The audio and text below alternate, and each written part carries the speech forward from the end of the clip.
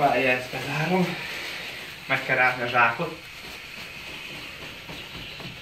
Hogy kicserélődni a gyerek.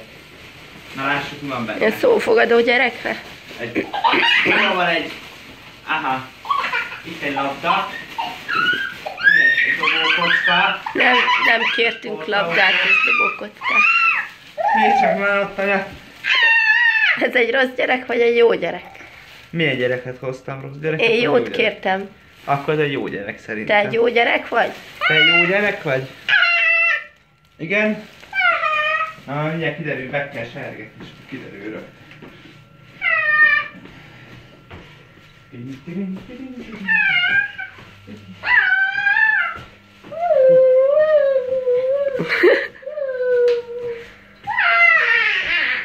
Nem kell edegó lenni, ha nem is.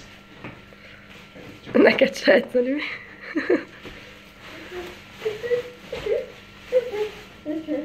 Tessék.